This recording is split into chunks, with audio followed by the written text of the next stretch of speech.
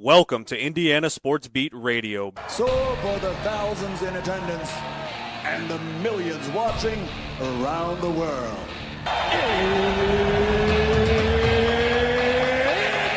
Time! Three on the way. Oh! It went in! It went in! And Indiana wins the ball game! Know your role and shut your mouth, you jabroni! Float game for the win! Ayler's gone. Goodbye. Touchdown, Indy. Woo! IU. America. They got a football team now. It's pretty simple. I win. Google me. You know that I'm the cream of the crop. Now, here's Jim Coyle.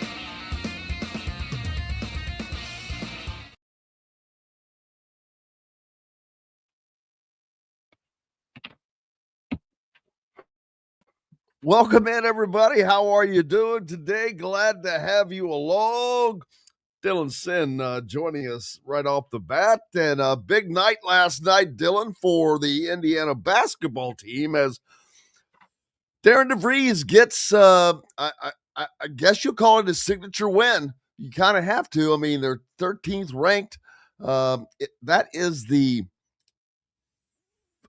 fourth out. I think it's the fourth out of the last fifth time Purdue has come in ranked and gotten spanked. Indiana has a penchant for, they used to have a penchant for knocking off ranked teams, but a great win for them last night. Purdue has lost 3 in a row now, Dylan, but that's a solid win for this Hoosier team.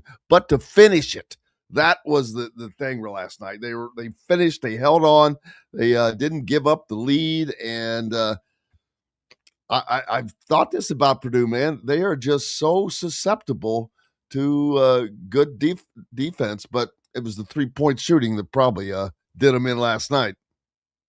Yeah, I mean, and that is the thing with Purdue is that they give up a lot of threes. What they want you to do is they're gonna pack the paint, and they are going to try to make you make threes more often than not, right? They've done a pretty good job most of the year at forcing teams to make them and then winning because teams don't make enough. And then now 2 games in a row against Indiana and Illinois, teams have made more than enough to win, right? Like Indiana was 12 for 33 last night, which isn't a great percentage, but it's enough to get you over the top.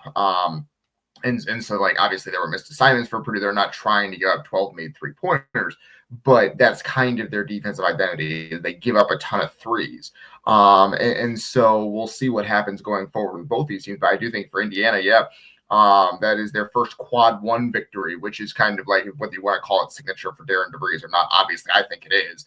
A huge rivalry win at home in that kind of environment. But it was a quad 1 victory, which Indiana did not have before this season. They were 0-6. And so now they get that one. They move more than likely to the right side of the bubble as it sits right now. And you start to feel pretty good about yourself if you can get a split on the West Coast trip next week. So Indiana is back in the mix after it kind of looked like things were unraveling for them there for a week or two. We'll see what happens going forward. But a win at a moment they badly needed it. One stat that I thought is pretty interesting is that Purdue has been a ranked team. You do kind of, to your point, Purdue has been a ranked team at Assembly Hall 26 times since Assembly Hall opened in 1972. 26 times. They are 8-18 in those games. Purdue is. They've come in as a ranked team 26 times and have lost 18 of those games, including, as you said, 4 of the last 5. And so that's pretty interesting is that even Purdue's best teams come into Assembly Hall and really struggle. Braden Smith, Fletcher Lawyer, and Trey Kaufman-Wren are going to finish their careers 1-3 at Assembly Hall. That's one of the best classes in Purdue history, and they went 1-3 against some pretty mediocre Indiana teams, frankly. This year's team seems to be getting better, but some of those teams that beat them, they were just okay. I think it's fair to say.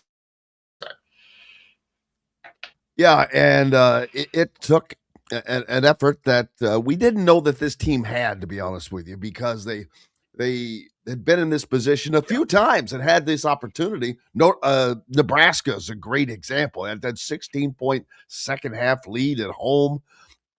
weren't able to hold that, but they get this one done, and it is just a huge win for this team in so many ways. You mentioned that they were they're out of the picture as far as postseason. Well, hello, they're back in the picture. I don't know if this will put them back in the actually in the people's brackets. Do you think that is the case? Is that one good win over that team enough, or are they still another win short? I think.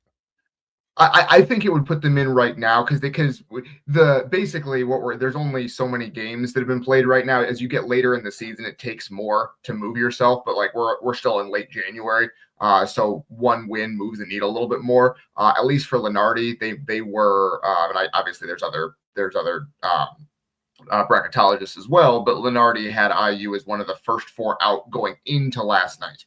My guess is that put them among either the first four in, or the last four in, or the last four buys. And most brackets have them in as of right now. So it would be close if the season ended today, but I think they would be in there largely on the strength of a lot of when they win their games, they win big. And then on top of that, winning this game against Purdue, I think they would probably be in if the season ended today. Well, that's great news for Indiana fans, and a surprise because this team was kind of heading in the wrong direction. That 4-game skid really, it was like, oh boy, that's going to be hard to overcome. But fortunately, other than the loss at Minnesota, none of the losses have really hurt them, I don't think, because they're legit losses. I mean, you can hey, well, they're not supposed to win this game. But I always say you got to win games that you're not supposed to win. Not all of them, but you've got to win a couple of games that you're not supposed to win. They have to go on the road somewhere and pick up a win. I know Rutgers, but I don't know that really counts. They're kind of reeling. So they've still. I think now they might be. Yeah, they're definitely a bubble team, as Jason says. No doubt. But now you got to ride that bubble, Dylan, and that's just a hard thing to do. That's like riding a Bronco, man. You don't know what's going to happen. Boy, get away from the bubble. That's the thing. If you can get away from the bubble, and kind of ensure yourself, but that's just all that takes is wins. And who knows, they could string a couple of wins together. As you mentioned, you split on this West Coast swing, that's a win. Because I just watched UCLA a week or so ago beat Purdue at home, handed them that first loss to get that 3-game losing streak for the Boilers started. And that was a great game, though. That's going to be a tough place for Indiana to go in and play. USC, they've gotten better, and they've been battling. So this is not going to be easy.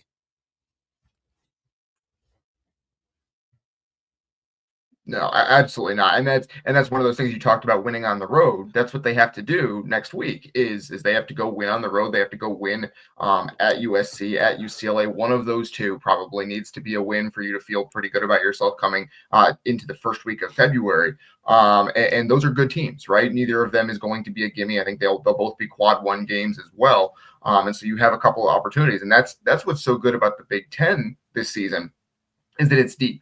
Right. There are a lot of teams that are going to be quad 1 opportunities for you here down the stretch. That means there's not going to be a lot of guaranteed victories, but there's also going to be a lot of opportunities to really improve your resume. So Indiana is going to have a chance to make its case down the stretch of the season here. They're playing better than they were. You could tell that last night meant something to them. And the question is, can they bring that intensity to the rest of the season when it's not in your house, when you don't have an enormous crowd behind you, when it's not the rival that you've been waiting to play the whole year? Can you bring that same intensity? Because they were intense last night. They played really, really hard in a way that we haven't seen a lot of this season, right? Like they played hard in spurts, but for a full 40 minutes, they played really hard last night, minus that few minutes where they kind of just got tight and let Purdue climb back into the game there toward the end. So they need more efforts like that consistently across 40 minutes. Now, part of it, and Darren DeVries said this after the game, was that they are shorthanded right now. Obviously, missing Jason Drake and Josh Harris the entire season has been tough.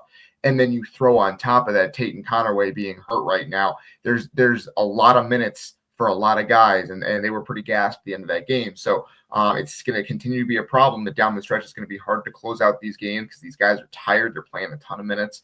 But can you get over the hump in some of these games? They finally did last night.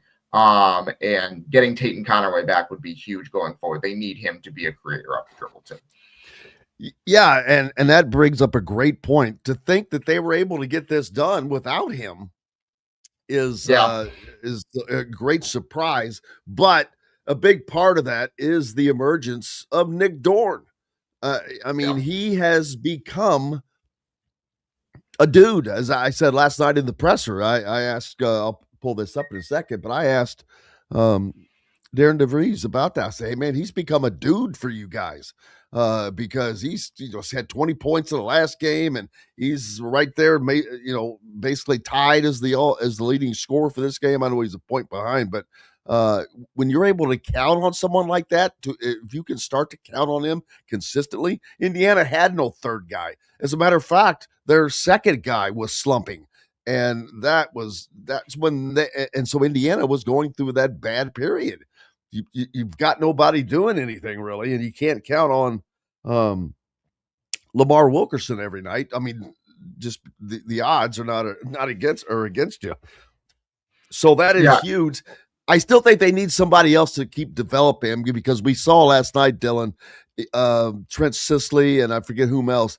They didn't see the floor a lot. I mean, they came in and did some stuff when they were in there in that short time, but they were not on the floor a lot. It was a very compact lineup for Darren DeVries. Yeah, and I guess the question now is, can you get a little bit more from Josiah Miles, right? He played 15 minutes last night. That was the most minutes he's played since the first game of the season. Obviously, Conaway being out is a part of that. I thought he did some good things. He hit a three. He had a couple of assists. He had a couple of rebounds. They called him their most physical rebounder. I think it was Enright that called him their most physical offensive rebounder, which is pretty interesting. So we'll see whether he continues to grab some minutes. He's a super athlete. The jumper isn't quite there to the consistency that you'd want overall, but it's hard when you're not getting that many minutes. It's really hard to be a consistent shooter when you're not getting consistent minutes because shooting is so much about rhythm. So we'll see what happens there. I think that he could be a guy who steps up and starts to have a bigger role as the season goes on, just because he's a fresh body with fresh legs that hasn't played a ton this season. And so we'll see as that goes forward. But I do think in terms of Dorn, he's been terrific, right? And the thing with Dorn is that he's only a junior. He's one of the guys that has another year left. So he is going to be a huge building block of this team in the offseason, where you go into the offseason and say, all right, who wants to play point guard for this team next year? Do you want to have Nick Dorn finishing shots for you because you're going to get a lot of assists? I think that's a huge piece of this as well. So Dorn was 4 for 8 from 3 last night, and then he had one where his foot was on the line. So basically 5 for 9. He was 6 for 10 against Rutgers. So he has 11 for 19 basically from beyond the arc over the last 2 games. Just an absolutely heater he's on right now. Really, really good pickup for Indiana that's going to pay dividends for multiple seasons. And he is going to be able to be a huge piece for this offense. We saw it down the stretch last night, right? Like Tucker DeVries, you talked about how he was in a little bit of a shooting slump. I don't think he took a shot in the second half last night, which is like, it worked, right? Like there were some possessions where he was facilitating entirely, and Purdue took him away, and IU was able to win anyway because of what Nick Dorn was able to do in support of Lamar Wilkerson. And so I think that's a huge development for this team. And you talked about needing a second guy and a third guy. They're finding them slowly as the season goes along. Yeah, and that's what happens with teams. They grow, they get better, and that's why you can't have these early prognostications, because we just don't know. We don't know, first of all, what a team really has, and then how they're going to develop. This team has been slowly developed, partly because of injuries that they dealt with, and partly because they're, I hate to use the word shorthanded, but they don't have all of the correct pieces, I think, is maybe the best way to put it. But they're still a pretty damn good team because of the tools they have. The 3-point game of theirs, it can be wicked and lethal. as long as they don't give up the defense, because that is where they had kind of really faltered going down the stretch with these teams. Not to say the shooting didn't go away at times as well, but you've got to have you can't fizzle out. You've got to continue doing the everything you're doing through the end of the game, and I think that they hadn't been able to do that for one reason or another. Last night they were, and you saw the result. They don't just win; they beat a good team that has All-Americans on it, that has potentially the Player of the Year on it. What did they end up holding him to? I think he had 14, 5, and 5, but it was like he didn't have an assist in the first half, and it was like they did a really good job on him. I thought, like that's huge. Yeah, they took away what he really wanted to do, I thought. And so it like their defense I thought was really good last night. Like Purdue closed the gap there late in the game, but it wasn't because of the defense, it was because the offense was kind of struggling a little bit. They turned the ball over twice. They in one stretch there they missed a couple of front end free throws, which you'd like to do a little bit better on.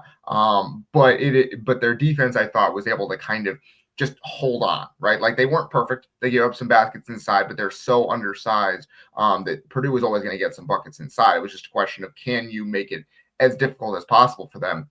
And talking about Tucker, I thought Tucker was really good in post defense against Trey Kaufman-Renn a couple of times. Like Trey Kaufman-Renn is a very, very, very good player and very strong in the post. And Tucker is giving up a couple inches to him and a significant amount of weight. And he battled in there. He didn't play perfect defense. He wasn't going to, but he made it tough for Kaufman-Renn, Kaufman-Renn had 23 points on 9 for 14 shooting. It's a good night for him, but I thought Tucker really battled him, made him work. And that was a huge piece of Indiana's defensive effort as well. I will say, yes, you are correct, Justin. Curt Cignetti was there. He brought the national championship trophy out just before the game with a few players, and then for the game, Curt Cignetti sat courtside, and maybe it brought the magic. Who knows, man? Maybe these guys are playing hard. They didn't want to have Cignetti up in their ears. But a great showing, and it's great to see for the crowd. Great crowd that showed up. It was about 99% full. There was one little bitty corner up in the other balcony that I saw that wasn't filled, but I'll tell you, that's for a Tuesday that is following this snowstorm out in this bitter cold. That's, man, you can't ask for more than that. And the home court had a big help to that game last night, and that's the way it's supposed to be. As a matter, we'll hear from Darren DeVries later, but he praised that. I mean, that's the first thing he said in his post-game presser, Dylan, was, "Oh man, you got to give it to this crowd." They were, and I've got to be honest, I felt the energy. I felt the energy right off the bat. There was energy in that building. Yeah, absolutely. And I mean, you walk in. I got there about 2 hours before tip off. And so it was about an hour before they opened the doors for the students, and the students were lined up out the door around the side of Cook Hall and down the parking lot, right? Like they were there an hour before the doors opened in the freezing cold, lined up to get in and get seats, right? Like this was a really good showing from the Indiana student section, and they totally filled that space up and were very loud and very boisterous the entire game. And it really did give Indiana a boost. It felt like they were feeding off that energy from the opening tip, especially when they went on that run toward the end of the first half, where, I mean, Matt Painter said it himself, Indiana was the tougher team in that stretch. And so that was kind of the game-turning run. It was close. And suddenly IU was up double digits at halftime. And it felt like that really was the difference in the game. And I think they were really feeding off the crowd during that stretch. Yeah, and it was needed. You had to see that. We had to see that team do this, or it was over, in my opinion. I mean, not if they lost the game, but the effort. If they didn't at least give a winning effort, even if they had lost, I think the season would have been over at that point. And I know that sounds, doomsday. And I'm not trying to say it that way. What I mean is, I think that, they would have reached the point of no return. They were, because they were kind of heading towards it at this time of the year. You've got to have, some wins, do something. And it hadn't really happened. Boom, they make it happen. And so they stay in the game. And now they wake up all these bracketologists. Okay, hey, we're still here. We are still here. And so yeah, they're still hanging around, but they looked good doing it, Dylan. That's the thing. They looked good across the board, defense as well as shooting the ball. Yeah, I mean, that was the thing, is that they really did. You could kind of see the vision for this team coming together in real time, right? Like, that was DeVries' whole thing, was we're going to play really hard. We're going to move the ball on offense. We're going to shoot a lot of threes. And that was kind of what you saw last night, right? Like, they again, 12 to 33 from deep. They played good defense. Again, the defensive game plan was make everything tough, fly around, communicate on your switches, which they did a really good job of, and just make things tough. Make every 6-foot hook shot into an 8-footer. And they did that. And Purdue made some of them, because Purdue's a really good offensive team. That's the number 2 offensive team in the country, according to KenPom. But Indiana was able to just make things difficult enough on that team. And that was the defensive game plan, and they executed it really well. And then on offense, they were moving and they were cutting and they were setting hard screens and they were cutting hard. And I think that that's something that we hadn't seen from them for a little bit before that Rutgers game as well. They weren't running their actions as hard as they had been, which Darren DeVries had talked about. So they just did everything a little bit more crisply last night. And that's what you were looking for in that game. Yeah, it would have been funny with Kurt Signetti there, had he stepped to the microphone and relived his introduction on the court 2 years ago in front of that Purdue game. Yeah, that was funny. But yeah, so what's up next for you? I know you got to roll. Yeah, no, I will be. I actually will be covering some basketball here in Fort Wayne these next couple of days. Purdue Fort Wayne men's basketball, women's basketball, both are in the mix. In the Horizon League, they have a couple of important games coming up here, so looking forward to covering that the rest of the week here, and of course IU on the road in Los Angeles.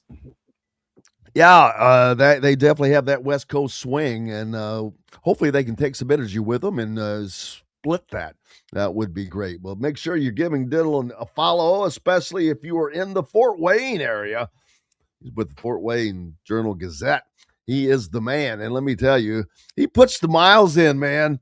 I see him at Assembly Hall or Memorial Stadium. He was there. He was there Saturday for that celebration. And I hate to say this, Dylan, that really wasn't worth it. It just seemed like there was, you know what I mean? I'm like going, okay, wow, I think we all should have mailed it in on that one. Should have just let BTN broadcast it and we all just take it in from that matter. But that was just so cold. And there you go. It was so darn cold. It really was. Gee whiz. But want to give Dylan some flowers, man. This dude, he travels. And that's important. He comes to games, and I hope IU notices that. Because it matters in a lot of ways. I know this sounds silly, but it matters to where you sit. It matters to so many different things, doesn't it?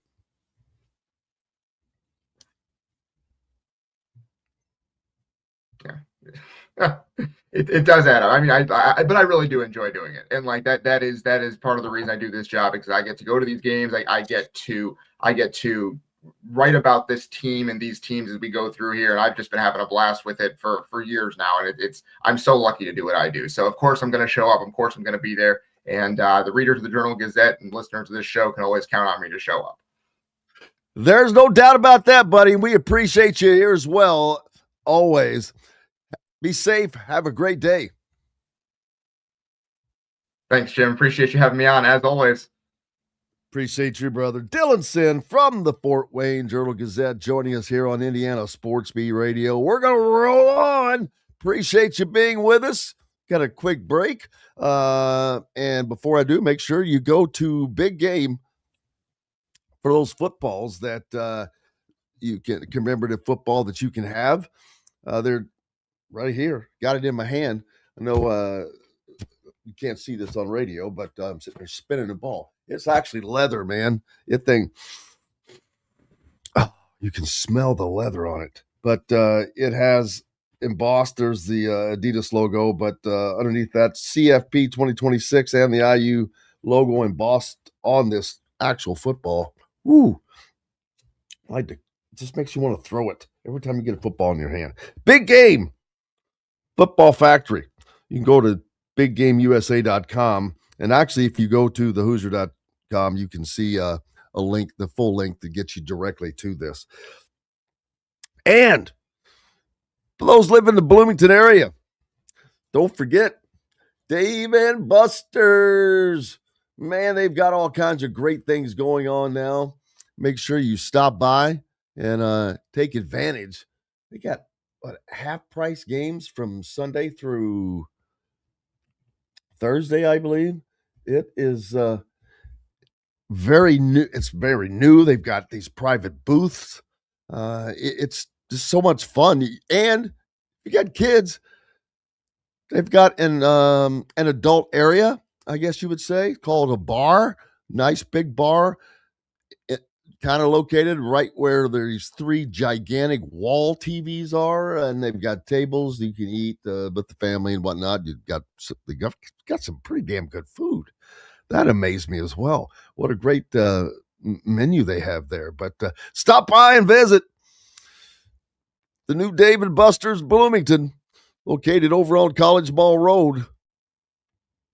You can't miss it. Back with more Indiana Sports Beat Radio right after these messages.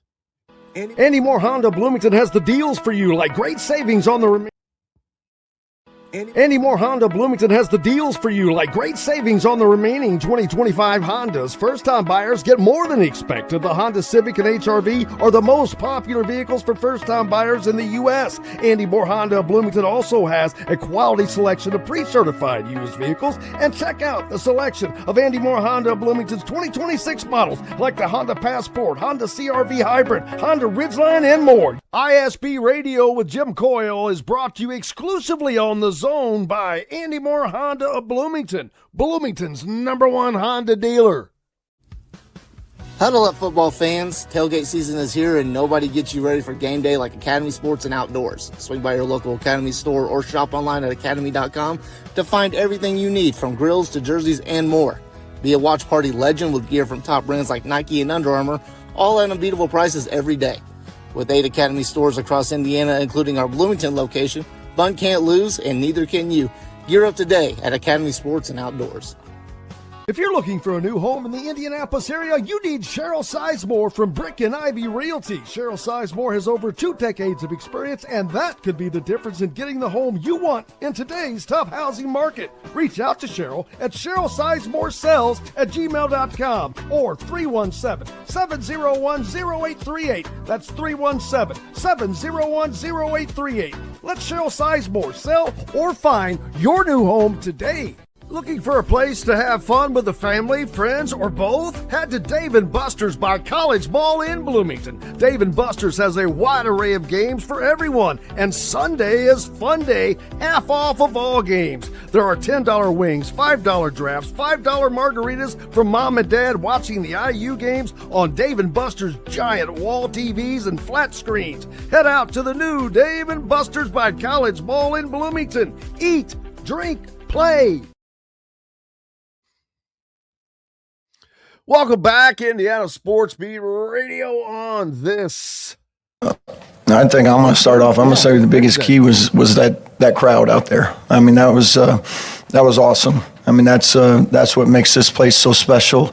When they're making their run and our crowd kept willing us, to keep fighting and every possession. So it's I want to thank this crowd for their efforts tonight, because that's a huge deal. Last 2 wins, giving us good. We got a home court like we have. That's a big advantage. And when that place is loud and rocking like that, it's a big, big deal for us. And so thanks to everyone that came out and brought the noise themselves. That was Indiana head coach Darren DeVries right there praising the crowd. That was the first thing he said in his post-game presser. And I got to tell you, when I got there or sat down before the start of the game, and then right at the start of the game, you could feel that the electricity was there, the energy was there, and that it is a huge help to a team.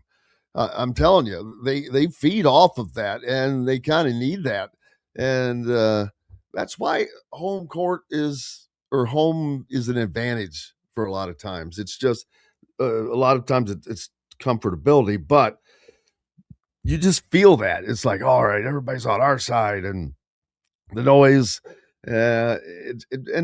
it's a tough place to play. I heard guys talking about it last night, how they could barely, Indiana guys could barely hear, and that's the case. That's how it is, and that's how it's supposed to be. As you heard Darren DeVries talk about rocking the hall, baby, and they did it again last night, and it's so fun to see that happen. Just from a neutral standpoint, it's fun. It's great for college basketball for Indiana to be good. It's you need Kentucky to be good. You want even Duke, all these teams, because they get beat still, and seeing any of those teams get beat is always enjoyable for people, a certain segment of them. But being good, you want to see those good games, and that was a good one. Purdue is a good team, but as I've said, I've said it. Everybody thinks it's a homer take, and it's not. I think Purdue is a really good team, but they're not going to win the Big Ten. They've already got 3 losses, but I already knew that. And I said that. I'm like, this is going to be between Michigan, and I didn't know who the second team was. I thought it would be Purdue, as we all did. And it's not that they're not a good team. They are. I don't think they're a national championship caliber team. You're not going to win a national championship with your main threat in the middle being Trey Kaufman-Wren. I don't see. He's similar to Trace Jackson Davis, but maybe a little more active. But I don't think he's not as good defensively, without question. And that will really hurt Purdue, along with the fact that if I've said this a lot, if you get up in to Fletcher Lawyer and Braden Smith,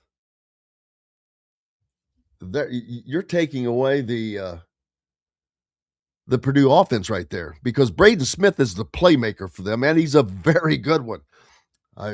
He's the all-time assist leader in the Big Ten now, I believe. So, yeah, that makes you good. And if you watch him play, the dude's he's always looking. He's a point guard first. That is what makes him such a good and dangerous player. He is a point guard first, and he's a damn good one. Obviously, you lead the Big Ten. That's a big deal, especially with all the scoring he has done. The guy could score. Didn't last night. I mean, he did okay, but I haven't pulled up the stats from last night yet. But that's what you have to do against Purdue. You keep the guards in check. And Indiana did exactly that. Brian said he's going out on a limb and saying Purdue isn't hanging any banners anytime soon. Well, not in basketball. I'm not bashing on Purdue. I'm just reiterating what I said either before the season started or at the start of the season. They're not good enough to win a national championship.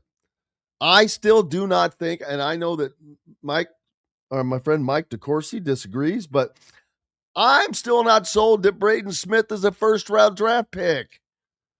Really? I just don't see it. He got defended last night by IU, a team that has more than struggled with with productive guards that they've faced. Every guard has just feasted on Indiana, but not last night. Indiana did a great job. They hold Fletcher Lawyer to 3 of 10 shooting, 30%. He had 8 points. He was 2 of 6 behind the 3-point line.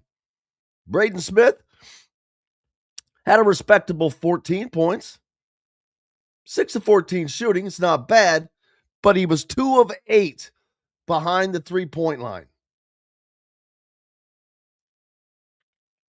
Trey Kaufman-Wren was Purdue's leader with 23 points, 9 of 14 shooting. But I've got to say this, of those 9 makes, at least 3 of those, maybe 4, were just wide open walk-in layups or dunks. And then Purdue can look directly at the free throw shooting. They were horrible. They shot 53%, 8 of 15. Can't do that in a tight game. They shoot 48% overall? 35% from 3-point, which is not bad. They were 7 of 20, but Indiana was 12 of 33.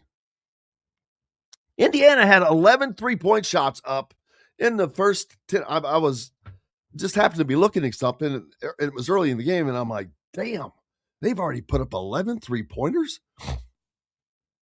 It was clear they were what the goal or the plan was last night, and it worked. Lamar Wilkerson ended up with 19 points on 7 of 18 shooting. He was only 2 of 9 behind the 3-point line, 3 of 4 at the free throw line. He grabbed 7 rebounds. I know at one point, he and Tucker DeVries were tied at 7 each, which was 14 of the 20 they had at the time. Tucker DeVries didn't break double figures. Again, low scoring output with 9, 3 of 7, all 3-point attempts. 0 of 2 at the free throw line. Now, that was huge because both of those misses were the front end of bonuses. One of them, and they were both in the late stages of the game. So, not knocking, but that could have been a bad deal for Indiana right there. He's got to knock down important free throws, and those were. I mean, again, those were the front end of bonuses. Missed both of them. Purdue got the ball, and down they came. But Tucker DeVries leads the team in rebounding with 10 rebounds. Indiana gets out-rebounded 33-28 overall. But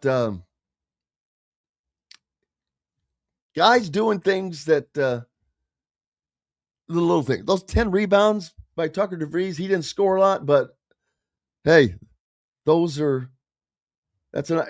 10 of those are opportunities for Indiana to score.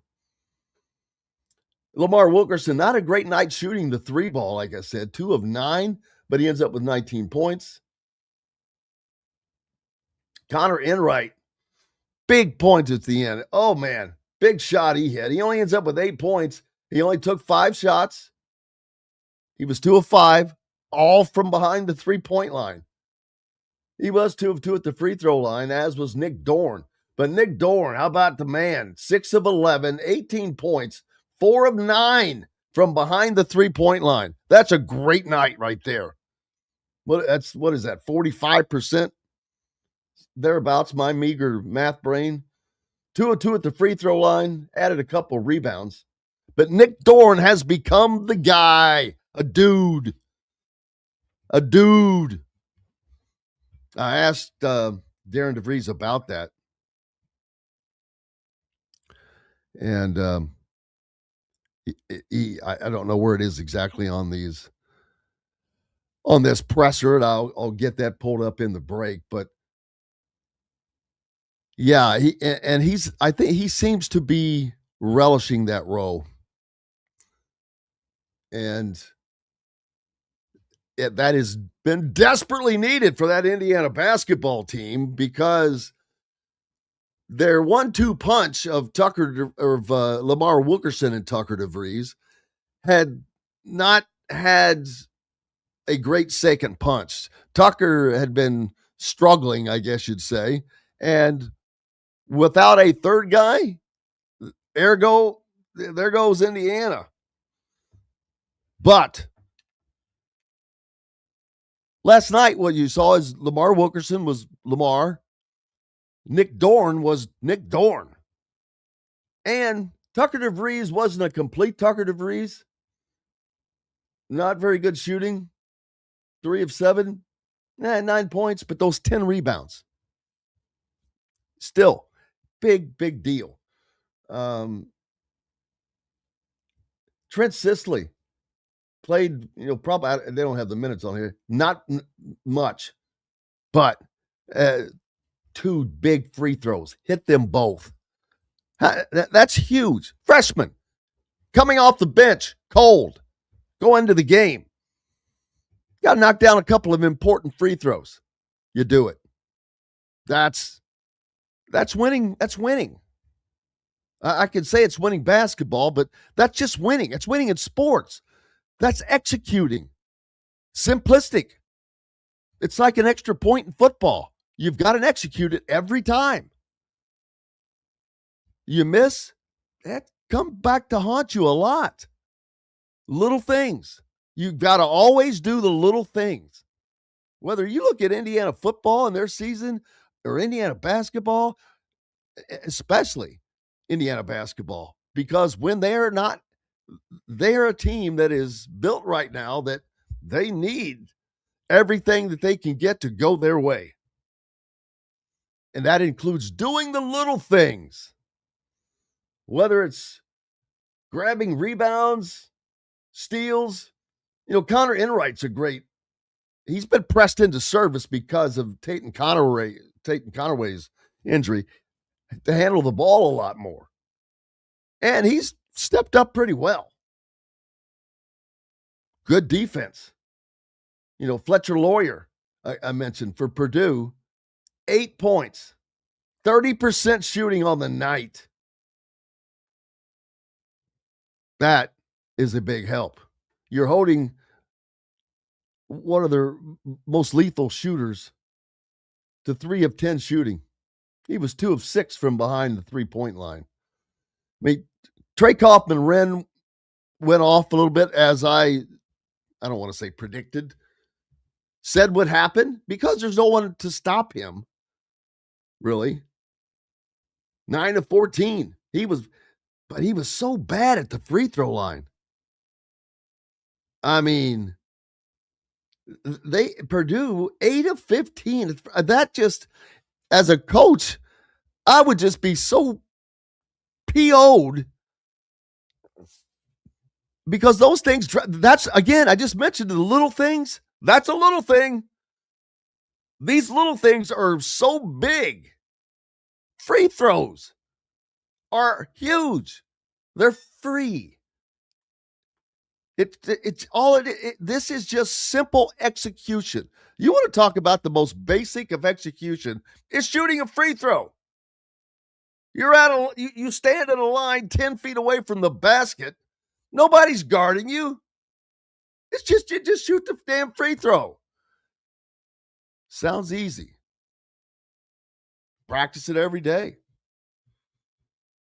But when you get in a game, noise, crowd, team, your mind, game situation, all that stuff changes everything, unfortunately. For humans, they're human.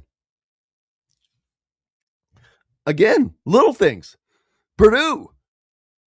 If you think that Matt Painter's not looking at that, just shaking his head, going, gee whiz, which I'm sure he found a lot of other things that they weren't able to do. They didn't really get scoring from, Braden Smith had 14, and not a bad night, 6 of 14 shooting. He also had 5 rebounds and 5 assists. Indiana had 16 assists compared to Purdue's 13. They just held him in check so well. We've got to take a break. Appreciate you being with us. We'll hear more from Coach Darren DeVries and the boys. Let's see who was in there last night. That was Nick Dorn and Connor Enright. Appreciate you being with us. Got plenty more coming up on this. I can't think of a good word for on this Wednesday, but it's Windy Wednesday. Yeah, it's not really windy out, but hey, we're back with more right after these messages. The ISC Sports Network is your home for sports. The ISC Sports Network is your home for sports content across the Hoosier State. Find us live on TV and streaming or archived on our website and our app. The ISC is your one-stop shop for the content you want to see, including high school sports, college sports, and other great events throughout the year. Subscribe to our streaming service and get access to it all.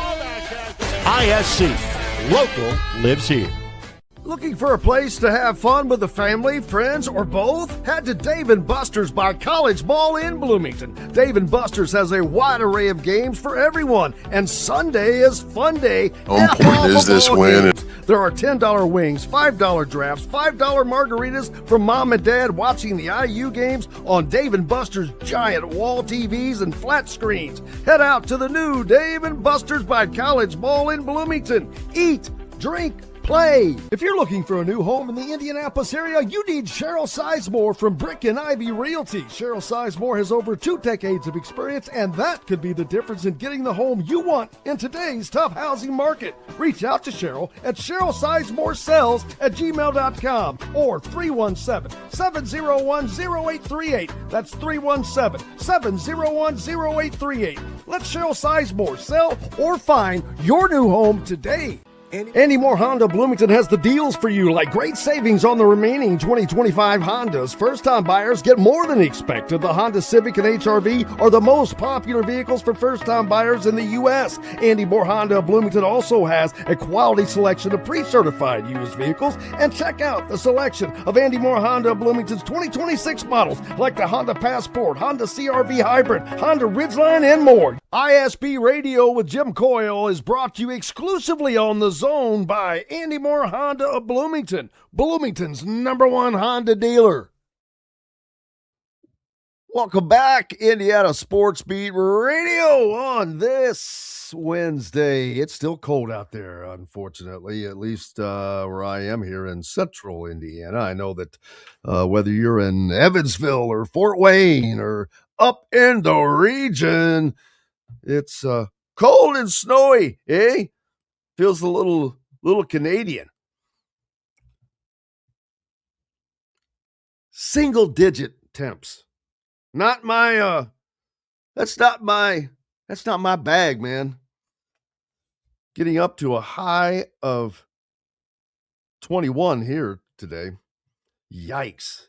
And I know it's going to be like that for a hot minute. Yesterday, I didn't know this. I didn't want to go out. The low, -7. Are you kidding me? Wow. High today of 22. Not that I'm giving you the weather forecast, only because of how wacky it is. Getting down to 1. Hold on. Hold on to your downfield jackets. Warming trend comes in on Thursday. Balmy, 24 degrees. And only getting down to 10. Back to 22 and 4, 20 and 9, 25 and 10, 31 and 19, 31 and 21. Holy moly. Let's just extend this out to 15-day. When are we going to see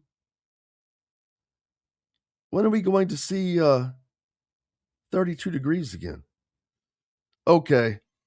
a week from today, it will finally cross the that Mendoza line, 32 degrees at 34 for a high that day. But don't get used to back to 29 the next day. But hey, look out, 34 a week from this Friday. Saturday, it's going to get up to 35 with a low of 17, 29, 29, 29, 30. This snow is not going anywhere, basically. Yeah, it's going to be around, so you can go out and play in it, make your snowman. It's going to be here. Last night, Indiana knocked off Purdue in a big win for the Hoosiers. Boy, things are just rolling right now for Indiana. What a great night as Indiana, Kurt Signetti and some players brought out the national championship trophy last night to show the crowd. And as Kurt sat courtside with his wife, Minette, great family. I was thinking there was a picture. Natalie, his daughter Natalie, she's on social media some, but not like other children in the past that have gone on and, been challenging to the, that's not the case there. But anyway, I was just at a picture. I'm like, what a great family. And Kurt's wife, Minette, is, I don't want to say very involved, but she's always around. She is, I guess you'd call her the first lady of Indiana football. It's kind of funny. She just loves football, I think. And being married to a guy like Kurt Signetti, you'd almost have to be just like that. A guy who lives, drinks, breathes, sleeps football, but obviously has been able to balance family.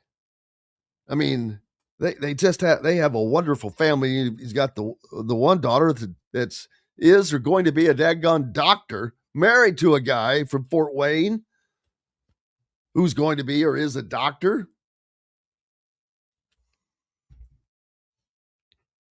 That's stability.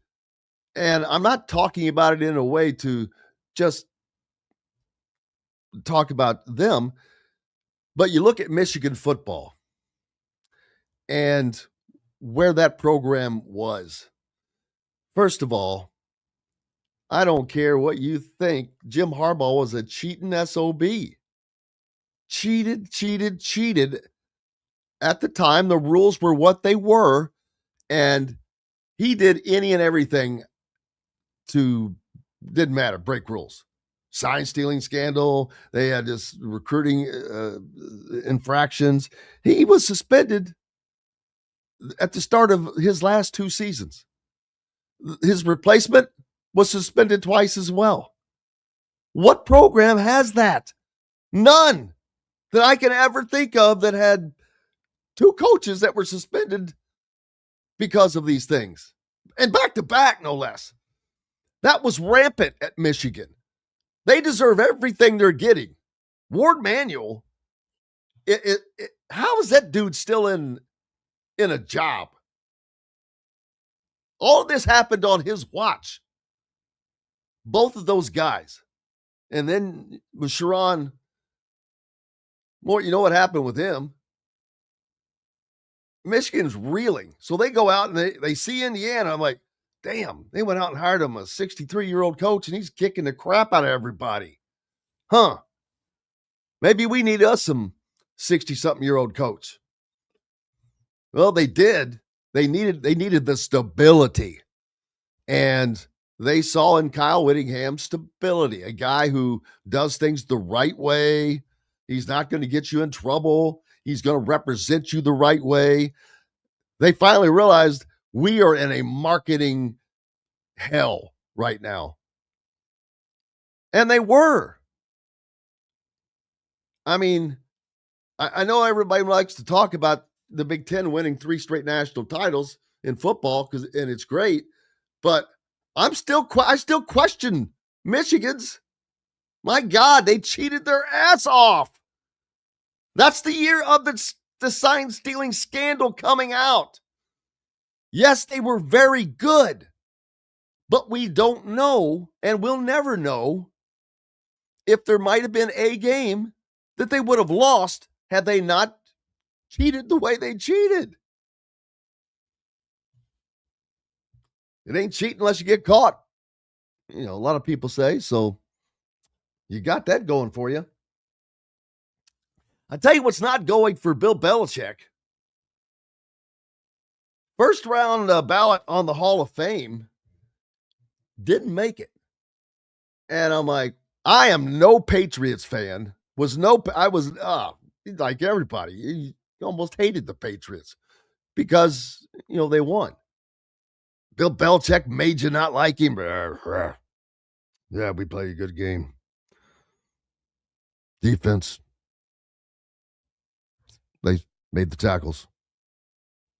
That's a Bill Belichick press conference, or it was. Yes. I mean, it was just gruff and ridiculous in his stupid looking cutoff hoodies, but he was the point man for a dynasty. A dynasty that the NFL has never seen the likes of, ever. 6, count them, 6 Super Bowl wins. How on God's green earth does he not make it to the Hall of Fame? I don't care if it's on a first-round ballot. Are you telling me he doesn't belong in the Hall of Fame? Because even I will say that's the craziest thing I've ever heard. There's never been a coach that probably deserves to be in the Hall of Fame more in the NFL. How I would love to see the breakdown on the votes and say, okay, I need to hear why you didn't vote for him. I'd love to hear why this. Jimmy Johnson goes on a furious rant about his snub. I'd have to listen to that first. I'd be afraid to pull it up without knowing what he said. But that's legit, man. That's crazy. We've got to take a break. We've got lots more coming up. Appreciate you being with us. Let's see if I can pull that up right after these messages. Andy Moore Honda Bloomington has the deals for you, like great savings on the remaining 2025 Hondas. First-time buyers get more than expected. The Honda Civic and HR-V are the most popular vehicles for first-time buyers in the U.S. Andy Moore Honda Bloomington also has a quality selection of pre-certified used vehicles. And check out the selection of Andy Moore Honda Bloomington's 2026 models, like the Honda Passport, Honda CR-V Hybrid, Honda Ridgeline, and more. ISB Radio with Jim Coyle is brought to you exclusively on the Zone by Andy Moore Honda of Bloomington, Bloomington's #1 Honda dealer. Huddle up, football fans. Tailgate season is here, and nobody gets you ready for game day like Academy Sports and Outdoors. Swing by your local Academy store or shop online at academy.com to find everything you need, from grills to jerseys and more. Be a watch party legend with gear from top brands like Nike and Under Armour, all at unbeatable prices every day. With 8 Academy stores across Indiana, including our Bloomington location, fun can't lose, and neither can you. Gear up today at Academy Sports and Outdoors. If you're looking for a new home in the Indianapolis area, you need Cheryl Sizemore from Brick and Ivy Realty. Cheryl Sizemore has over 2 decades of experience, and that could be the difference in getting the home you want in today's tough housing market. Reach out to Cheryl at CherylSizemore@gmail.com or 317-701-0838. That's 317-701-0838. Let Cheryl Sizemore sell or find your new home today.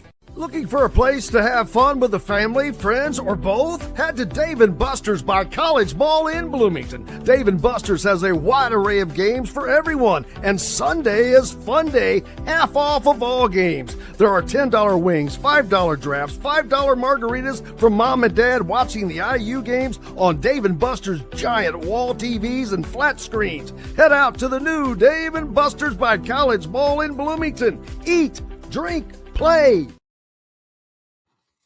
Welcome back, Indiana Sports Beat Radio on this Wednesday. Glad to have you along. Glad to be here as well. Indiana basketball coming off of a big win last night. Very important for them as they are trying to hang around and make the tournament. Great win because they have been so short-handed. I mean, they get this win with a very minimal use of the bench.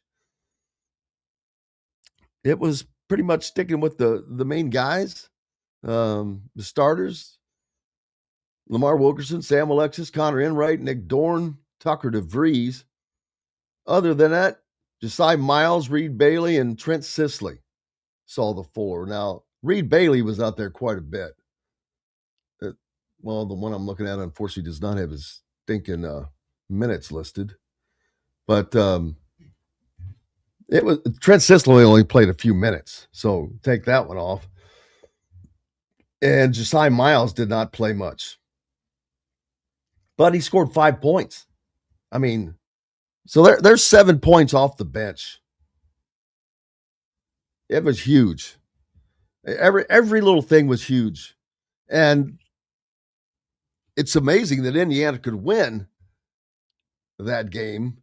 That, 1, 2, 3, basically with 6 players. I mean, you use 2 others for a few minutes, but that was basically 6 players. And so Purdue got beat. A team that is good as Purdue, they got beat by 6 guys. That's hard to do. That is very hard to do. Purdue, 1, 2, 3, 4, 5, 6, 7, 8, 9. They have 9 guys that hit the floor. And of course, every team has their core, but you need guys that can come off of the bench. And now Reed Bailey's coming off the bench. He's still not that inside presence, but he added a lot. He was 3 of 4 shooting yesterday. Added 9 points. Only 2 rebounds. That's the one thing about this team is, boy, they don't crash the boards. And for a team that shoots threes as prolific as they do, a lot of long rebounds sometimes, and that's why leading rebounders are Tucker DeVries and Lamar Wilkerson. But a huge win. Let's hear from the combatants themselves. Connor Enright and Nick Dorn came into the press room last night to talk about the win. Mike and Josh.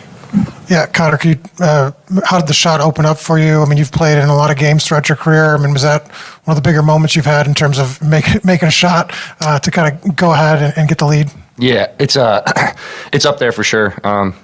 Just the guys having confidence in me and shooting every day with some of my coaches, and just being ready when my number's called. Josh. Connor, you're relatively familiar with this rivalry, just being from Big Ten country. What's it mean to you to play in this game, and then you look up at the fans, a full house for the first time in your tenure here? Yeah, it's really cool to see all the fans, packed house. My brother went here, so I know he's smiling far, far away, wherever he's watching the game at. So, it's awesome. It means a lot to everybody at this school, all the fans. There you go. That was Connor Enright. I don't know why he stopped talking, but if I accidentally stopped that. I understand how. Well, I keep accidentally knocking it. The rivalry means. Kind of when the ball gets swung to you like that. And I mean, only had made one shot all night, and, but you've been around the list a lot. I mean, is there anything at all that goes through your mind when it gets there, or is it just fire away? No, honestly, when I make them more when I think less. It's pretty easy too. When I got Nick, Tucker, and Lamar hitting shots, I get open ones. So, just let that thing fly. Nick, when you came on your visit and you walk into the assembly hall and see the banners, is this the type of night against a team like Purdue that you envision when you first come on your visit to a place like this? Yes, it's always special just to be able to do this against Purdue in this environment, sold out crowd. It's nothing like it. I mean, I could barely hear, so I really enjoy playing in it. I could barely hear. That's what I was talking about earlier, man. That energy was in the building, and it was apparent and important as Indiana knocks off Purdue. Fourth in the last fifth time that they came in and were ranked, and you heard Dylan Sin earlier. They've come into Assembly Hall over the course of this series 26 times as a ranked team. Out of those 26 games, 18 times they went back to West Lafayette with an L, including last night. That's I think that's the fifth out of the last sixth time now. So rivalries are supposed to be fun and good like that. And that's exactly what we got. And you know what? Darren DeVries really leaned into that, the rivalry thing. You could tell, man, he was pumped up after the game. He was just, when I'll play some more, I think you can just hear it through his voice. He's just, he's kind of jacked, which, I mean, it's a big win. I get it. Big win. But that shows you how important that is to their demeanor, and what that meant. I mean, it was a very important win. It's an important win for him. Yet that's his first signature win as the Indiana coach, and it comes over Purdue, of all people, a ranked Purdue team. That's huge. Those are positive signs. I mean, if this were the Lil Rhodey era, Archie Miller, that would have been another L, and we'd be sitting here talking about how Indiana looks terrible and blah, blah, blah, blah, because that's what it was like. Little Archie never beat Purdue. He couldn't get it done. He was a big part, I think 7 out of the 9 straight losses Purdue handed Indiana. Even Mike Woodson managed to beat Purdue consistently. So you could see that was a difference. And this is as well, because this is an undermanned team. This is not a team that should have won that game. You can't beat good Big Ten teams with 6 guys. Well, sometimes you can. You can at home. Now, what will happen in Mackey? It's a tough place to play. It'll be different. Indiana's won there and not too long ago. So, but I said before the season, Indiana would at least split this series. And that was at the beginning. And I was a little worried about that going into last night, not going to lie. But they managed to do what they're supposed to do. Man, I was talking earlier about Bill Belichick. How does he get snubbed? Brian asking, why is the team undermanned? This is Indiana University, no excuse for it. Well, again, I've said numerous times, that's the one question I have. I don't have that answer.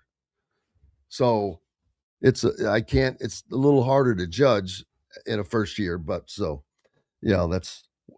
that's just that. But yeah, Bill Belichick, how in the hell? Seriously?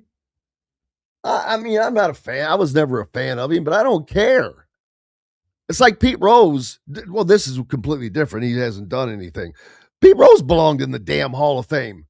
You think the guy that coached a team to more Super Bowls than anybody in the history of the game, how does he not belong in the freaking Hall of Fame? 6 Super Bowl wins? Went to it 9 times. How's that even possible? I can't fathom that. And that means it wasn't just 1 or 2 guys. It was a lot of guys that did not vote him in. I mean, let's see. From Jimmy Johnson. Well, here you go. Didn't think about this. Kind of forgot about that quickly. If they are using the excuse of Spygate, that's ridiculous.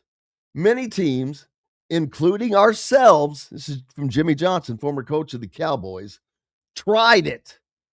Howard Mudd at Kansas City, who later coached for Bill Polian and Tony Dungy, gave us the idea. He was the best. We didn't get anything and stopped, but many teams gave it a try.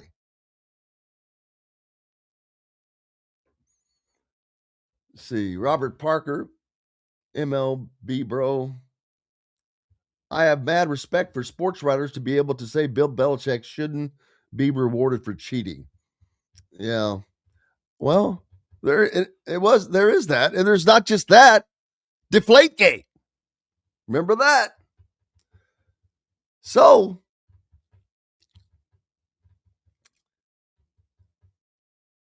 but will Tom Brady be a first round Hall of Famer? First ballot. He was directly involved in Deflategate. Let's see how that is handled. Is it partly because of Belichick's, how he handled the media? Probably goes into it. I can't see them doing that to Tom Brady. But we shall see. We shall see. Speaking of football, Indiana, with the nation's number 1 ranked recruiting portal class from the portal. That's big news. You've got still waiting for decisions of guys like Moonshin Sales, who's a 5-star wide receiver from Lawrence North. I think Indiana gets him, but that's just a guess. Yeah, I didn't mention a lot of guys in the building last night, too. Former Hoosiers, Anthony Leal, Tom Coverdale, Cody Zeller, A.J. Moye. I'm sure I'm missing a few, but a lot of guys. Kurt Signetti, Charlie Becker, Charlie B. from Nashville, Tennessee.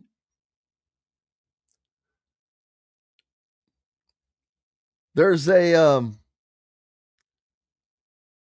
tight ends coach Grant Kane and Pat Kuntz stopped by Zionsville High School to extend a scholarship to 2028 tight end Theo Scott. He's a 6'4", 220 pound. Oh man, he's a prototypical tight end. Wow. Well, they instantly become a favorite, but they join the likes of Alabama, Georgia, Oregon, Texas Tech, Illinois, Purdue, and Florida in offering Scott. The dude's wanted, man. Indiana, they don't produce a lot, but they produce some talent. And I've said it a lot. When Indiana starts landing that talent, not all of it, but at least some of it, boy, that is going to be a big day. These guys usually head to Alabama or Ohio State or someplace like that. And now you're bumping heads with the Oregon and Texas Tech, who have as deep of pockets as anybody. Alabama, Georgia, Florida, they all got the money. I even saw Purdue is close to signing a really good quarterback. But they're the number one team in college football, Scott said. They're in my hometown state. Having the opportunity to play there is awesome.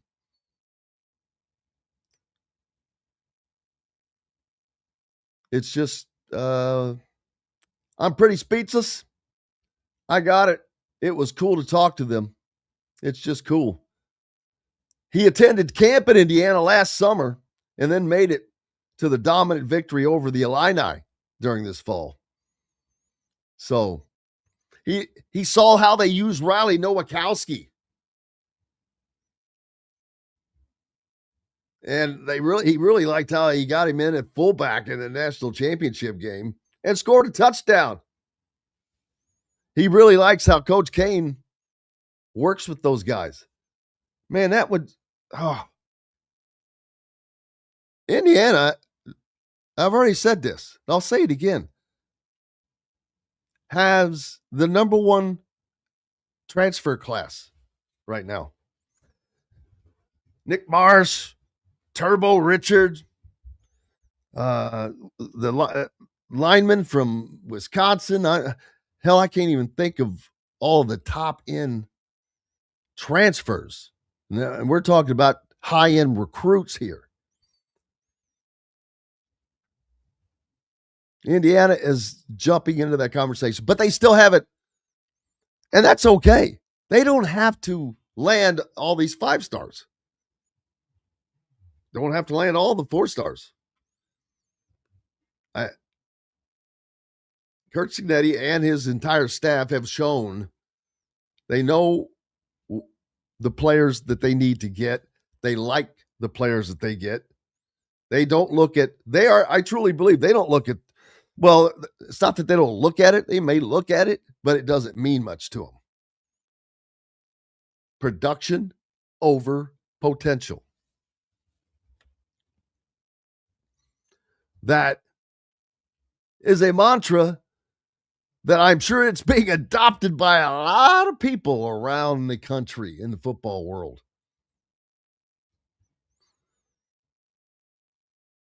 And deservedly so. You got so many people saying, okay, how in the hell can Indiana do that? Without buying a team.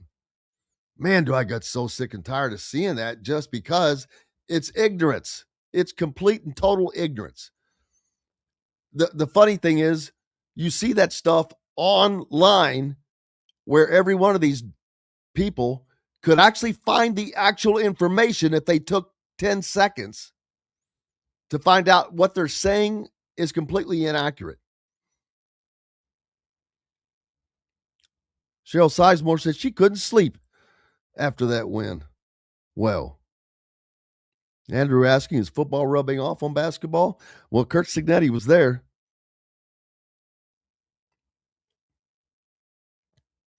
He was certainly there. Indiana also one of the early favorites for a Michigan offensive tackle. All this information at thehoosier.com. Man, it's loaded with it. You can get it, and great deal. If you're not a member, go sign up for thehoosier.com. 50% off.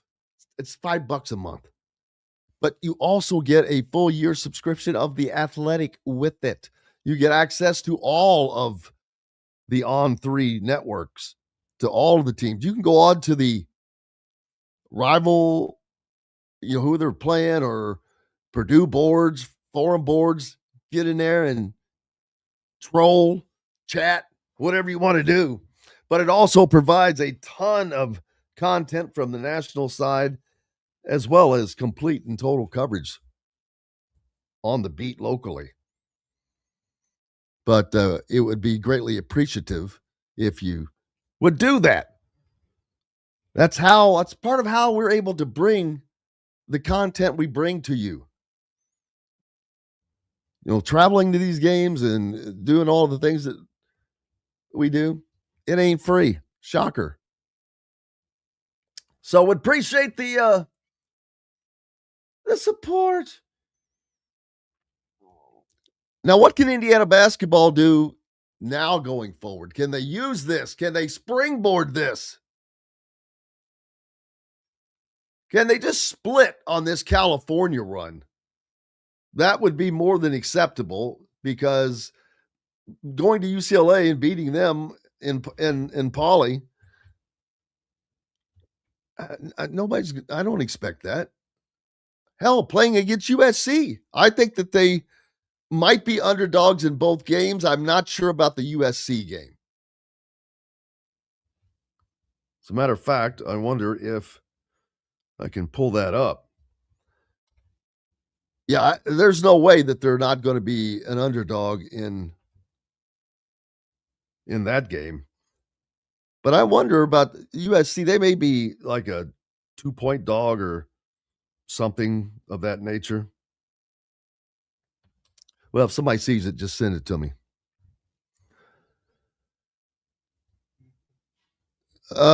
Yeah, the football schedule came out yesterday. Kind of different.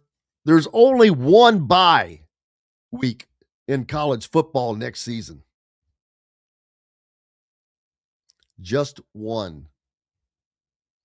And guess what? We'll talk about that. I think it's a good schedule, actually.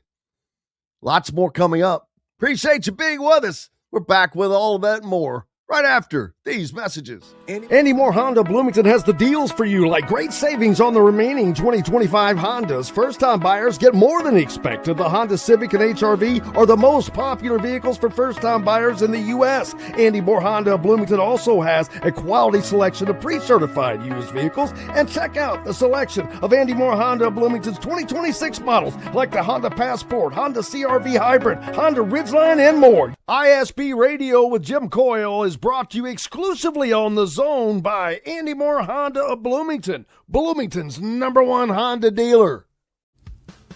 Huddle up, football fans. Tailgate season is here, and nobody gets you ready for game day like Academy Sports and Outdoors. Swing by your local Academy store or shop online at academy.com to find everything you need, from grills to jerseys and more.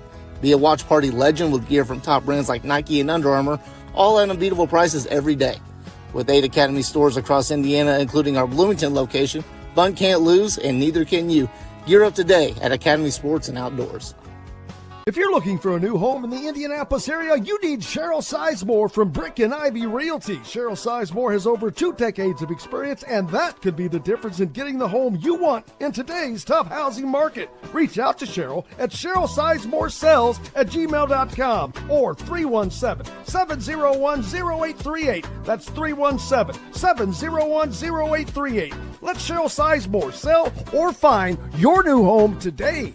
Looking for a place to have fun with the family, friends, or both? Head to Dave & Buster's by College Mall in Bloomington. Dave & Buster's has a wide array of games for everyone, and Sunday is Fun Day, half off of all games. There are $10 wings, $5 drafts, $5 margaritas for mom and dad watching the IU games on Dave & Buster's giant wall TVs and flat screens. Head out to the new Dave & Buster's by College Mall in Bloomington. Eat, drink, play. Welcome back, Indiana Sports Beat Radio on this Wednesday. Glad to have you along for the ride. Appreciate you greatly. What was I talking about before you went into the break? I slipped my mind, but I'm sure somebody will remind me. I didn't write it down, which is usually what my little ADHD brain has to do. Oh, yes, Indiana's football schedule released now. They will play at home against the Buckeyes. I kind of hate that, because Indiana and Ohio State are favored to be the teams that play in the Big Ten Championship. Well, that's going to make it difficult for one of those teams. Whoever loses that game is going to be on a no margin for error deal. Not only that, you're going to have to hope that someone takes care of Oregon, or what's Michigan going to be like? Indiana has to go to the big house, baby. That's an opportunity to do something they haven't done in a long time. Very difficult. What was the last time in Indiana beat Michigan at Michigan in football? It's been a minute. It's been rare. Very rare. Oh, man, this does not give the date. But here's a 20-15 win. Oh, that was in Bloomington, so that doesn't count. I'll get it pulled up. It doesn't matter, really, because it's been eons ago, and it rarely ever happens. But that is a distinct possibility next season. I looked at that schedule, and I'm like, can they go 12-0? Yeah, they can. But you have to have a lot of luck. I mentioned what the Oregon game. They were not close to losing that game, but I think it was, I forget which game it was. Maybe it was the Miami game. I think it may have been. But they got to Fernando and almost really clearly knocked the ball out of his hands, but that's the one thing about Fernando, either must have some strong hands. Indiana did not fumble the ball but once this season, and that was in game 1. That's a record in and of itself, but can you imagine if they had gone the entire freaking season without fumbling the ball? Okay, how many times do you think that's going to happen? They may still be one of the best at it, but to go through the season, it's incredible. That's part of what they did. That's part of how they approached everything, by not making mistakes. But you've got to have that luck with you as well. Next year, they'll have to have luck.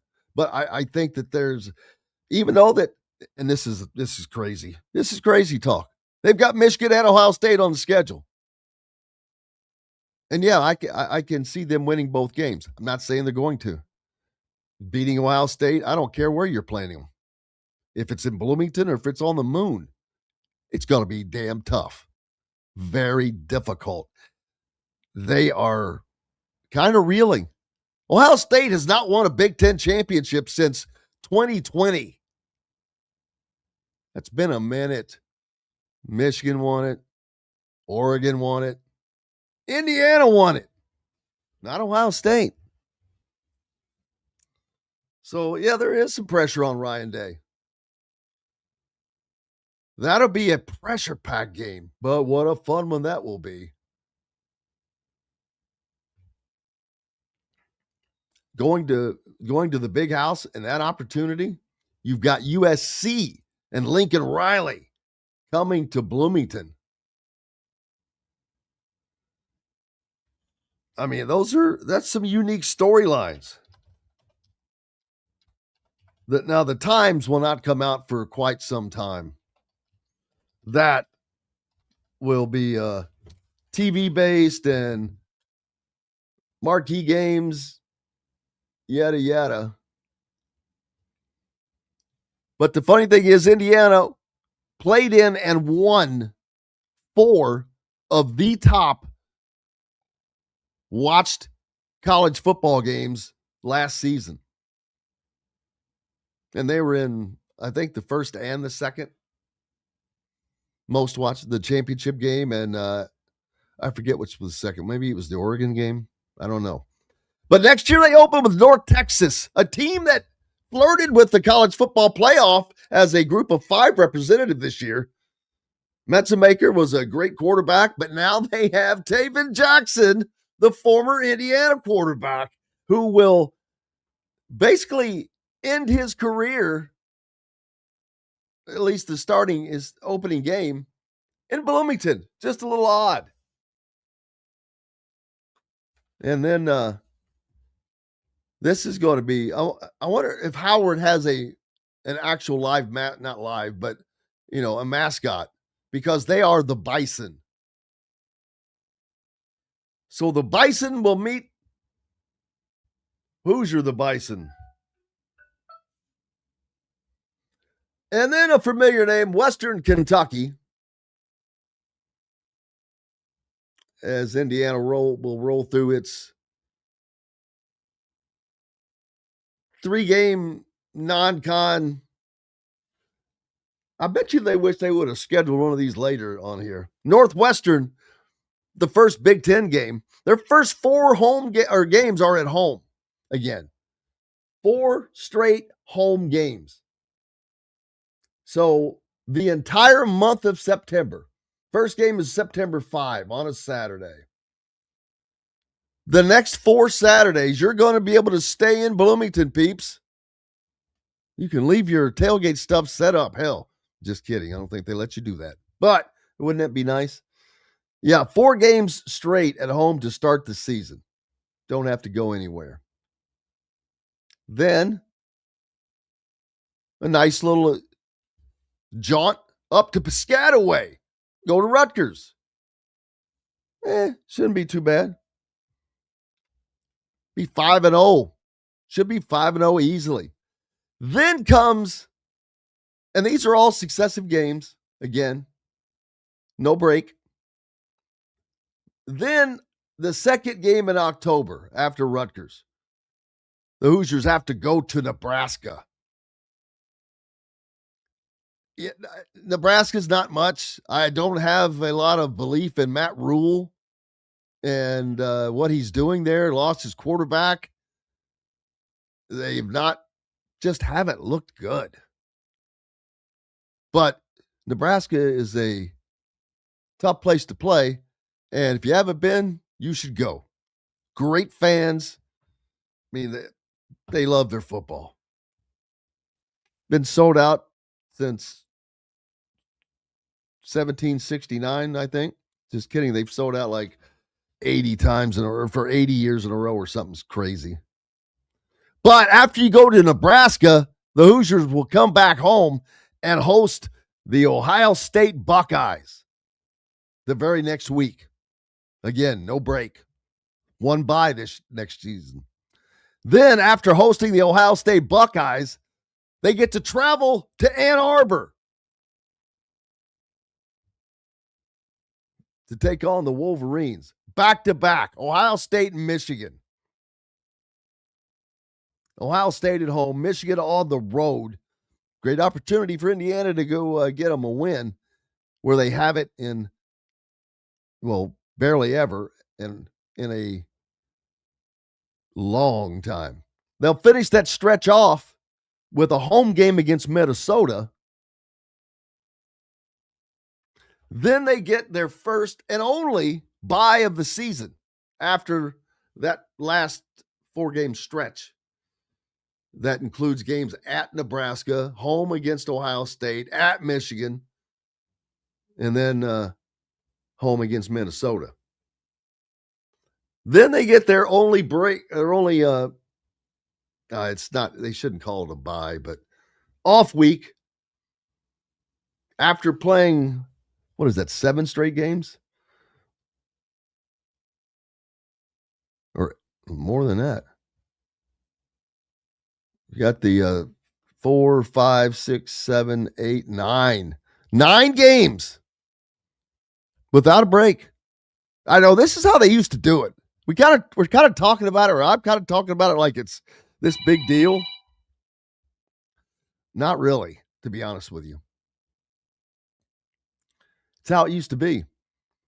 Then USC comes to Bloomington. They follow that up with a trip out to Seattle, Washington. That is a tough place to play, and Washington is a good program under Jed Fish. They have played well and expect them to be well again. Then they come back and welcome the Boilermakers to Bloomington. So What will they do next year? I don't know. Could they go 12-0? Yes, they could. They absolutely could. It's going to depend on the defense. The offense is going to be spectacular. You got Josh Hoover, Turbo Richards, Nick Marsh. These are all new guys. Then you've got guys that are here. Offensive line. They're going to be good on offense. It's how good will the defense be? A lot of key pieces back. A lot of key pieces back. And that is huge. I'm not predicting anything. Just because I don't know what any of these other teams are going to have. Ohio State's going to be good. Michigan's under a new coach, which they will definitely be better offensively, which is where they suffered. So I would not be surprised if Michigan is good next year. Kyle Whittingham knows what he's doing. They didn't just hire him to navigate through the crap that they have been living in at Michigan for the last several years. He's a good coach. And now he's got resources that he never dreamed of having. I don't know that he really expected to be where he is, but then again, there could have been tampering before that. How about the rampant tampering in college football? Yikes. We'll talk about that and more once we return. You're listening to Jim Coyle with Indiana Sports Beat Radio, back with more right after these messages. Andy Moore Honda Bloomington has the deals for you, like great savings on the remaining 2025 Hondas. First-time buyers get more than expected. The Honda Civic and HR-V are the most popular vehicles for first-time buyers in the U.S. Andy Moore Honda Bloomington also has a quality selection of pre-certified used vehicles. And check out the selection of Andy Moore Honda Bloomington's 2026 models, like the Honda Passport, Honda CR-V Hybrid, Honda Ridgeline, and more. ISB Radio with Jim Coyle is brought to you exclusively on the Zone by Andy Moore Honda of Bloomington, Bloomington's #1 Honda dealer. Huddle up, football fans. Tailgate season is here, and nobody gets you ready for game day like Academy Sports and Outdoors. Swing by your local Academy store or shop online at academy.com to find everything you need, from grills to jerseys and more. Be a watch party legend with gear from top brands like Nike and Under Armour, all at unbeatable prices every day. With 8 Academy stores across Indiana, including our Bloomington location, fun can't lose, and neither can you. Gear up today at Academy Sports and Outdoors. If you're looking for a new home in the Indianapolis area, you need Cheryl Sizemore from Brick and Ivy Realty. Cheryl Sizemore has over 2 decades of experience, and that could be the difference in getting the home you want in today's tough housing market. Reach out to Cheryl at CherylSizemore@gmail.com or 317-701-0838. That's 317-701-0838. Let Cheryl Sizemore sell or find your new home today.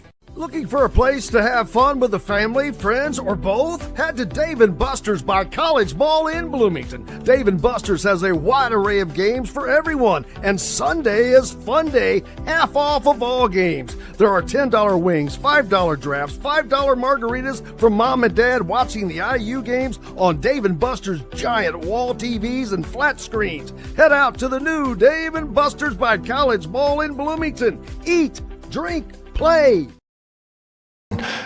Fortunately knocked him down. That got us going back again. Jim, the last one there. Darren, Nick Dorn has become a dude for you guys, and you kind of needed that. You had Tucker and Lamar, who was carrying a lot of the weight, but how important is it to have yet another guy step up like he consistently has in these last few games? Yeah, he's been great, and you could see him, from early in the year when he missed time and stuff. It takes a while when you're out that long just to get back in shape, then to get into game shape, and then find that rhythm back. And you can really see here the last couple of weeks he's starting to find it, and then the playing time started to come up and increase. So he's finding his spots, where he fits in our offense, and our guys know where he is too. So he's gotten very comfortable in that, and as you can see, he's not afraid. So he'll let him go, and that's a great another option option for us to continue to utilize and even grow into, finding more ways to get him free. That was Coach Darren DeVries of Indiana after last night's win over the Purdue Boilermakers, number 13 Purdue. His first win over a ranked team, much needed for that team and their resume. But talking about Nick Dorn, and I asked him about, his performance, because he has really become a consistent contributor. And it's huge. It was funny. I asked, and I kind of got lucky there and was able to find that question without looking where it was. But I asked Nick Dorn about it myself, and he kind of didn't really, it wasn't him that answered it as much as it was Connor Enright who stepped in. I'll see if I've got this kind of near it. Everything and connecting and covering for one another when we need to. Cotter, you were part of big wins with Tucker and Darren at Drake, and obviously tonight was a big game. What was different about coming into this game tonight and to have this first signature win at Indiana? What are you kind of feeling, and what was tonight like for you? Well, it feels awesome now. I'm tired, but it was great. So I think just we've changed our mindset these last couple of weeks in practice, and I think it shows on the court. How we are as a team, and I think it's good for the second half of Big Ten play for a brand new team. For either one, what were the huddles like down the stretch when Purdue was making that final run? Was it player-led, coaches-led? What was kind of being said during that final stretch? It was both. We had a bend but don't break mentality. We know that they're going to go on runs. It's a game of runs, and we just had to be able to weather the storm and be able to push for what we needed and finish plays. That was a big emphasis on our huddles, was finishing plays, finishing with rebounds, and being able to secure the ball. For either one of you guys, obviously no Tatum Conaway tonight, but you had Josiah Miles step up in a few different ways, obviously with his energy. Just how big was he, not only in the first half, but also in the second half, a guy who obviously hasn't been in the rotation super consistently throughout the season so far? Yeah, he's been doing a good job bringing in practice every day. Like, he's our most physical offensive rebounder, plays hard, so he played awesome tonight. I think he's doing a good job of stepping up when his number's called, and I think we got a lot of guys on our team that can do that, but I'm super proud of him. He's been playing great. Nick, this team has been kind of looking for a third guy, and you have been kind of rising up as the year has gone on, getting past the injuries. How important is a game like tonight for you to just continue to add that on to how your season is going so far? I mean, it's just something else to build off of. I mean, it gives our team a lot more options. I'll say that, because when Tucker and Lamar are doing what they're doing, and then you got Nick hitting 6 threes a game, it's hard to guard. It leaves me and Sam or Reed out there with plenty of options. That was both Nick Dorn and Connor Enright actually giving the answer. Nick, probably hard to talk about yourself. I get that, but no, but he adds another dimension to that team, and a team that doesn't have. That's the reason that is so important. They don't have much. There's not a lot of options there. So for him to give them that extra option, and that in turn provides other options. That's the great thing about it. That's how it expands and helps them succeed. That's how you beat a number 13 team. That's how you beat a team like Purdue, who was better than you are. Let's be honest. They have more talent than you do as a team. But doesn't mean you can't beat them, because they showed that they can. But you have to do certain things without question. You have to do specific things to win. And they did. And they did it with a small group. That's sometimes remarkable, because you got to stay out of foul trouble. And that wasn't even close to becoming an issue last night, which for Indiana, a little surprising. As a matter of fact, they had 15 total fouls. Purdue had 16. Wasn't a lot of free throws shot. That's something else I noticed. Let's see. Purdue shot 15. Indiana ended up shooting 19, but some of that was coming at the end of the game.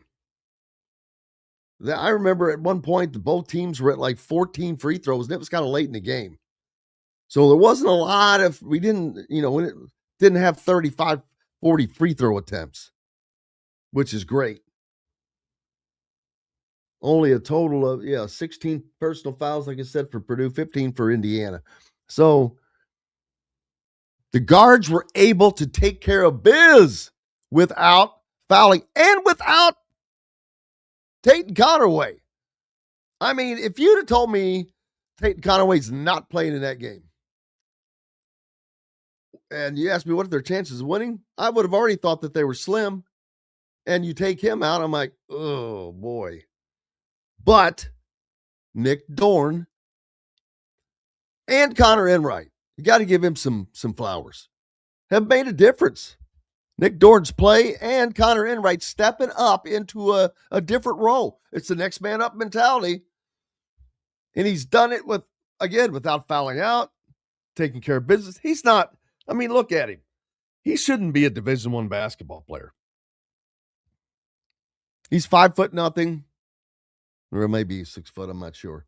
But you get my point. He's a dog, though. He's a dog. He's scrappy. He's going to be diving on the floor. He's going to be playing hard defense. He's going to take a charge, and then he's going to take another charge.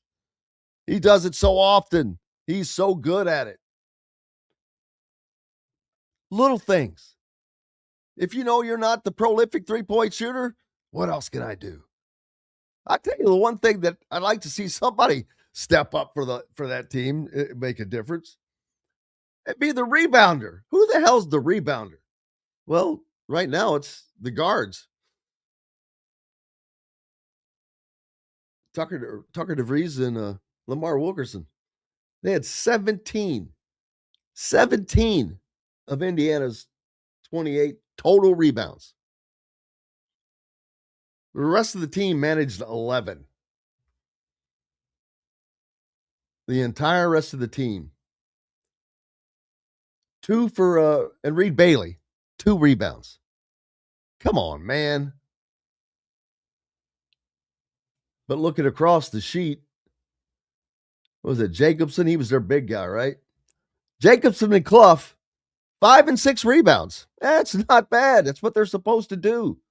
So their big guys pulled out 11. Sam Alexis and Reed Bailey total 3. Yeah, there you go. Hey, man. Oh, no, we got more.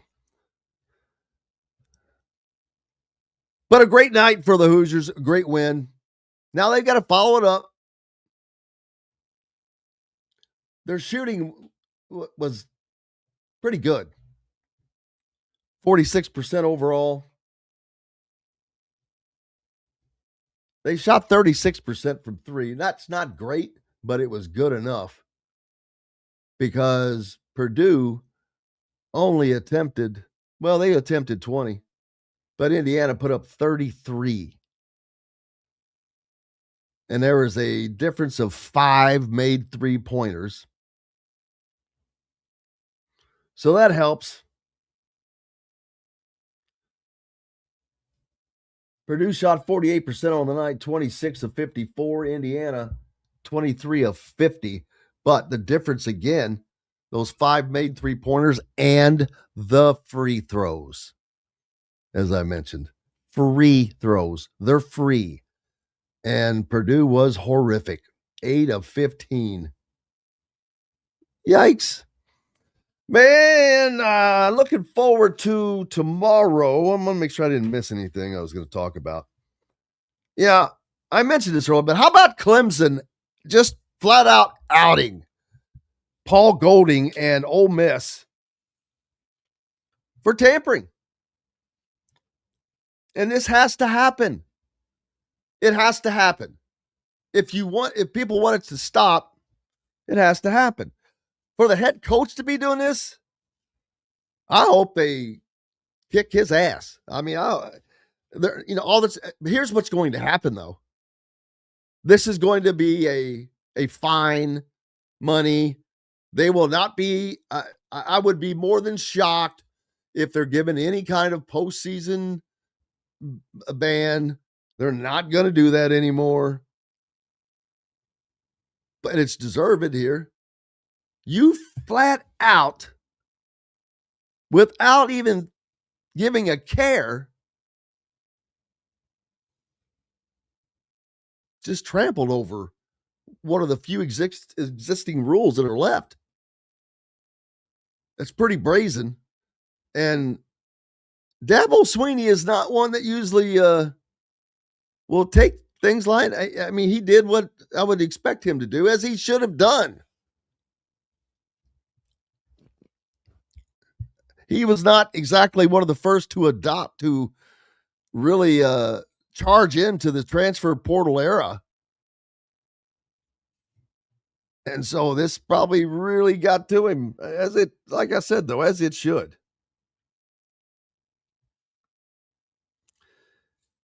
We'll see what happens. And we'll see if there are any more like this that happen. Ole Miss and Paul Goody were just stupid. They did this by text and all this. So all the evidence is there. And we'll see what the NCAA is able to do. What teeth that they might have. You know, and speaking of football next year from a conference standpoint, I still think that the SEC is going to, because they already are. Texas is, they're going to be number one, and Arch Manning's Heisman Trophy. No! I said it just drives me insane. There are no favorites. There should not be any favorites. There should not be any number ones. I know Vegas initially put Indiana and Ohio State as the odds-on favorite to win it. You don't even know what these teams have when you do that. How in the hell that's just puff. I call it puff. It's like vaping. People that vape, I don't give a crap. I don't know why it's banned in so many places. Vape is short for vaporize. It's gone. It goes away. It's kind of like these teams each year. They get vaporized to an extent. Now, Indiana has certainly shown that they are worthy of those accolades of running it back because of what they've been able to keep and what they've been able to gain. Number one transfer portal class, yeah, ding, that'll do it. Their recruiting class, we'll see where that ends up. But having the number one ranked transfer class, that's way bigger to me, way bigger than having the number one recruiting class. Because in the number one recruiting class, how many of those guys are going to be there 2-3 years from now? Not many, probably. I mean, look at Mensa from Duke. Had a 2-year deal. Yep, I'm coming back. Last minute. Yep, no, leaving. Oh, I know I got a deal signed. No big deal. Doesn't mean anything. They reached an agreement that Mensa can go play elsewhere, which is expected to be at Miami. Now, is that tampering of a different sort? I think my opinion is if an athlete is signed, he's off limits. If he has a signed NIL deal, off limits. Can't talk to him. You should not be able to talk to them. Mensa should not have been able to talk to anyone, his agent or whomever. Nope, got a signed deal. Can't. The kid that went, Brendan Sorsby, former IU quarterback, Cincinnati quarterback, now at Texas Tech. He had a signed deal at Cincinnati for a lot less money than Texas Tech was going to throw at him. As a matter of fact, I'm sure they threw enough money at him to cover the $1 million buyout that I believe he had. Now, I guess that's different. If you pay the buyout, But every one of these definitely, I think, should have a buyout equal to what the deal is.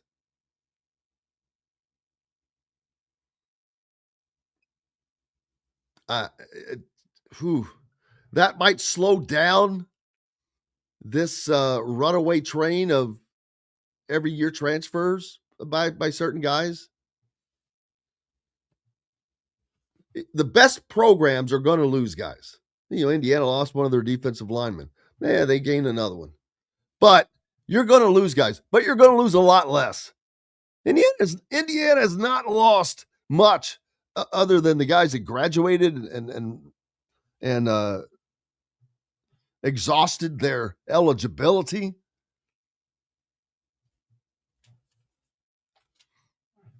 So we'll see how it turns out next year. But currently, right now, people probably forget about this or may not even know it. Indiana currently has the nation's longest home field winning streak in the country in Division I FBS football. Indiana currently has the nation's longest winning streak, period, in FBS Division I football. Indiana is the reigning national champion. I just said those three lines, and they're real. Wow. Yeah, wow. It's still hard to put that into perspective. Everyone asked me, how much fun was that? Well, I mean, I'm not going to say it wasn't enjoyable, but you are literally working so much. And I'm not saying that acting like that we're out there digging ditches the whole time. And that's what the job is. But we're not hanging around watching the games and just go, oh man, oh wow, isn't that cool? Oh wow, look at that. You're always either engaged in something or doing something media related, working, going. So you don't really, I mean, you get to enjoy the aspect of the job you're doing, as you should. And I love it, baby. Love being here with you guys each and every day. Appreciate you. Had an easy pedestrian day today. Back tomorrow with Coach Griff will join us. And then and how about Al Unser Jr.? Yeah, we'll do some, I saw him cheering for the Hoosiers. We'll talk some auto racing and some football. So all kinds of good stuff coming up, including on Friday. Well, that's actually Friday's when we'll hear from Al Jr. I'm sorry. Got you excited there. But it's still coming up on Friday. We'll have great stuff tomorrow. Go out, have yourselves a great day. Appreciate you. Until then, stay tuned for Glass. Back with more tomorrow. Until then, I'm Jim Coyle. I will see you on the radio. Thanks for listening to Indiana Sports Beat Radio. Be sure to subscribe to our YouTube page for more clips and team coverage of Indiana basketball, football, and more. You can also find full episodes and tons of other content on thehoosier.com. We'll see you next time for another edition of Indiana Sports Beat Radio.